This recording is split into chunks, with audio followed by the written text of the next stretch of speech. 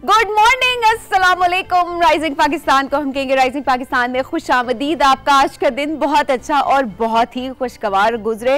सुबह सुबह नाश्ता करना मत भूलिएगा, गर्मा गर्म पराठे और साथ में चाय या दूध या और कोई भी अंग्रेजी नाश्ता अगर आप लोग करते हैं तो वो भी ज़रूर करके घर से निकलिएगा, बहुत अच्छा होता है। सुबह सुबह जब मैं आती हूँ तो आजकल मैंने वैसे तो नाश्ते की इतनी आदत नहीं थी क्योंकि इतनी सुबह नहीं खाया पिया जाता कि बहुत सुबह 5-6 बजे आप कुछ खा के निकलें, तो हम नाश्ता शो के बाद करते हैं आराम से। लेकिन आजकल मैंने थोड़े से मतलब थोड़ा बहुत मेरी कोशिश है, आजकल मैंने बिस्किट और कॉफ़ी लेना स्टार्ट किया है। बिस्किट हेल्दी उस तरह से तो नहीं है लेकिन at least something is better than nothing. तो घर से कुछ ना कुछ थोड़ा बहुत खाकर निकलना बहुत ज़रूरी है। अच्छा जी, आजकल मैं देख रही हूँ आप इंस्टाग्राम खोलें, आप फेसबुक यूज़ करना शुरू करें, आप इनफैक्ट अगर ट्विटर यूज़ करना शुरू करें तो हर वक्त शादियाँ शादियाँ शादियाँ तमाम लोग जो कहते हैं कि जनाब सर्दियाँ है तो ये मौसम शादी का मौसम है।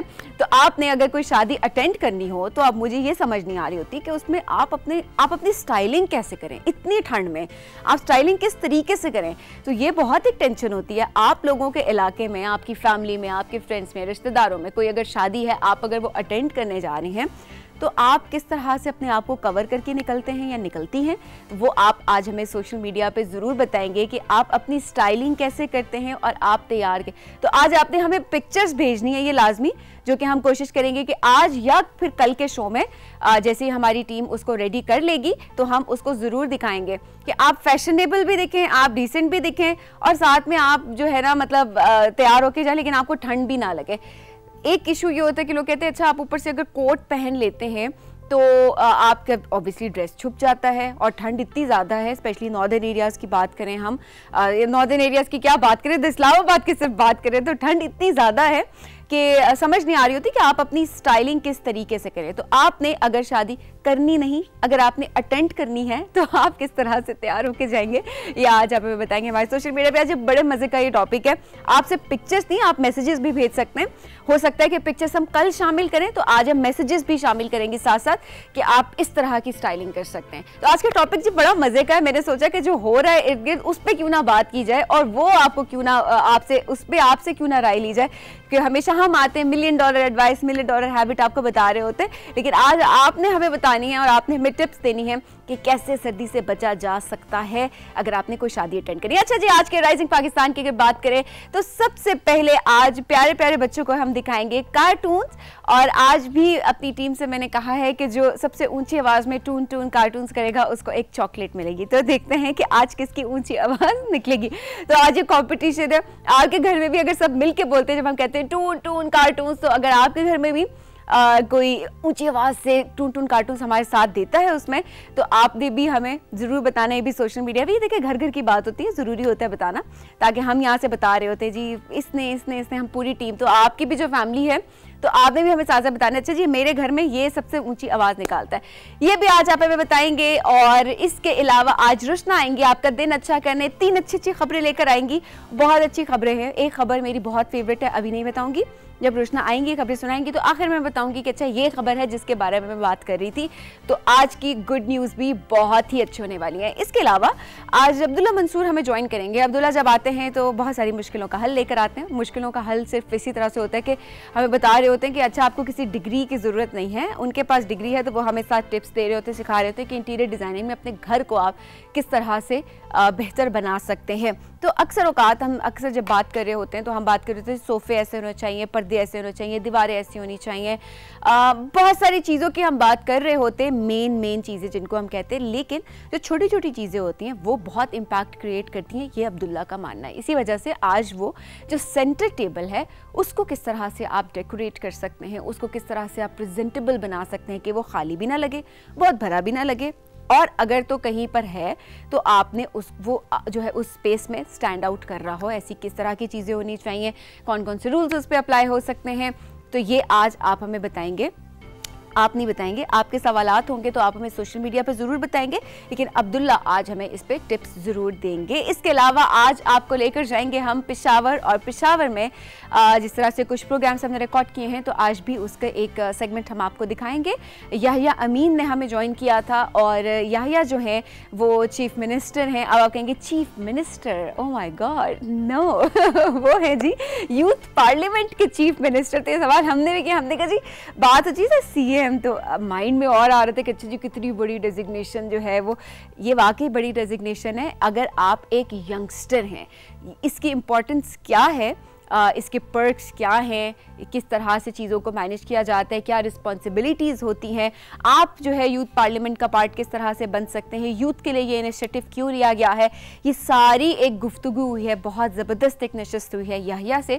तो याहिया से आज हम आपकी मुलाकात करेंगे। तमाम लोग जिनका बहुत शौक है कि वो अपने मुल्क के लिए काम करें, कुछ सोशल वर्क करें, कोई नए नए, और उनको कहते हैं कि हमें प्लेटफॉर्म नहीं मिलता, तो यूथ पार्लियामेंट किस तरह से आपको वो प्लेटफॉर्म प्रोवाइड करती है और आप किस तरह से इसका पार्ट बन सकते हैं। तो अगर आप ये जानना चाहते हैं तो आज का जो मेन गेस्ट सेगमेंट है वो आपने ज़रूर देखना है। इसके अलावा सोशल मीडिया का सेगमेंट होगा, जो कि टॉपिक्स मैंने आपको ऑलरेडी बता दिए हैं कि टॉपिक्स क्या हैं, और वो टॉपिक्स एक तो ये कि शादी वाला टॉपिक है कि आपने बताना है कि किस तरह से अपने आप को कवर रख सकते हैं, लेकिन आप ऐसे भी आपका ड्रेस ख़राब ना हो, उसकी ग्रेस उसी तरह से जो है ना वो मेंटेन रहे, वो आप बताएंगे। इसके अलावा अब्दुल्ला से रिलेटेड कोई क्वेश्चन है तो वो भी आप हमें ज़रूर बताएंगे। जनाब ये है आज का राइजिंग पाकिस्तान जो हम आप सबके लिए सजा कर लेकर आए हैं।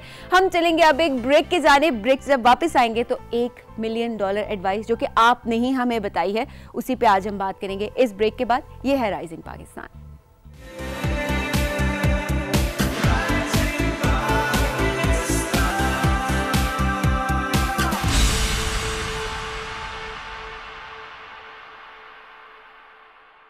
अच्छा जी, $1 मिलियन हैबिट का हमने आपसे पूछना शुरू किया कि ऐसी कौन सी एडवाइस है जिसके बारे में हम सबको बताएं, तो आपसे बेहतर कौन हमें बता सकता है कि आपके घर में क्या ऐसा चल रहा है, आपके इर्द गिर्द क्या चल रहा है, ताकि हम उन्हीं टॉपिक्स को पिक करके आपसे बात कर सकें, आपके बच्चों से बात कर सकते हैं। स्पेशली हमें मदीहा ने एबटाबाद से एक टॉपिक दिया है, उन्होंने हमसे कहा है कि इस मसले पर आप ज़रूर बात करें। और वो मसला क्या है? वो मसला ये है कि बच्चे जब कभी भी बाहर जाते हैं तो वो अगर कुछ भी खा रहे हैं, कुछ भी खा पी रहे हैं, अगर कोई रैपर है तो वो रैपर वहीं पर ही फेंक देते हैं, और वहाँ पर उनको या तो टोकना पड़ता है या बताना पड़ता है, या बाज़ औक़ात पेरेंट्स खुद भी नहीं बता रहे होते कि कोई बात नहीं, कोई स्वीपर आएगा वो पिक कर लेगा, ये हमारा काम नहीं है, इसमें ऐसी क्या बात है। तो ये मेरा ख़्याल है एक बहुत ही गलत अप्रोच है। तो प्यारे बच्चे जो इस वक्त मुझे देख रहे हैं, ये हमारा मुल्क है, हम बात कर रहे हैं यहाँ पर क्लाइमेट चेंज की बात कर रहे होते हैं, सारे चैलेंजेस हम डिस्कस कर रहे होते हैं, हमारे सामने प्यारे प्यारे बच्चे आके हमसे बातें कर रहे होते हैं, नुवेरा हैं, अनाया हैं, इसके अलावा और बहुत से बच्चे जो कि हमें प्रॉपर प्रेजेंटेशंस देकर हमें बता रहे होते हैं कि किस तरह से हम अपने एनवायरनमेंट को खुद से इफेक्ट कर रहे हैं, और इसको अगर हमने इसको कंट्रोल ना किया तो अगले चंद सालों में क्या होने वाला है। तो अगले चंद सालों में अपने आप को बचाने के लिए, अपनी फ्यूचर जनरेशन्स को बचाने के लिए हमारे लिए ये चीज़ बहुत ज़रूरी है कि आप अपने माहौल का ख्याल रखें, सफाई का बहुत ख्याल रखें। आप कुछ भी अगर खा पी रहे हैं तो देख लें कोई डस्टबिन आसपास हो, सबसे पहले तो देखें, अगर डस्टबिन है तो आप वहाँ पर वो रैपर फेंकें। लेकिन अगर आपको डस्टबिन नहीं मिल रही, वहाँ पर कोई ऐसी जगह नहीं है जहाँ, तो आप उसको रैप करके अपने हाथ में रख लें तब तक, या कहीं आप अपनी उसको पॉकेट में रख लें फ़िलहाल के लिए, जब तक कि आपको कोई डस्टबिन मिल जाती है, और उसके बाद आप उसको डस्टबिन में थ्रो कर दें। ये चीज़ें बहुत ज़रूरी हैं। बाज़ लग रहा होता है कि बहुत थोड़ी सी बात है, छोटी सी बात है, इसमें ऐसी क्या बात है, एक नहीं तो फेंका है, एक रैपर ही तो है, कौन सा कोई फ़र्क पड़ेगा। ये सारी बातें एक एक करके देखें किस तरह से कितना ज़्यादा कूड़ा जमा हो जाता है, और उसके बाद हम ही लोग होते हैं जो कि उस जगह से गुजर रहे होते हैं और हम कहते हैं ये क्या, बहुत स्मेल आ रही है यहाँ पर, ये किसने कूड़ा फेंक दिया। लोगों को तमीज़ नहीं है कि वो सफाई का ख्याल नहीं रखते। तो ये गंद डालने वाला कौन है, ये कूड़ा फेंकने वाला कौन है? हम हैं, हमारे बच्चे हैं। और स्पेशली अगर हम देख रहे होते हैं इर्द गिर्द अगर कोई कूड़ा फेंक रहा होता है तो हमें बहुत ही एक नॉर्मल सा एक्ट लग रहा होता है। ये नॉर्मल नहीं है, इसको एबनॉर्मल समझा जाए, ये चीज़ नॉर्मल नहीं है। और कहीं पर भी आप किसी को भी, एक तो खुद अपने आप को कंट्रोल करें लेकिन उसके साथ साथ अगर कोई भी है, चाहे वो आपसे बड़ा है चाहे वो आपसे छोटा है, एक रिस्पेक्टेबल वे में, एक तमीज़ के दायरे में रहते हुए आप उनको ये ज़रूर, इसकी इम्पोर्टेंस ज़रूर समझाएं कि हमने किस तरह से अपने माहौल को प्रोटेक्ट करना है, हमने किस तरह से बाहर कूड़ा नहीं फेंकना, सिर्फ डस्टबिन के अंदर फेंकना है।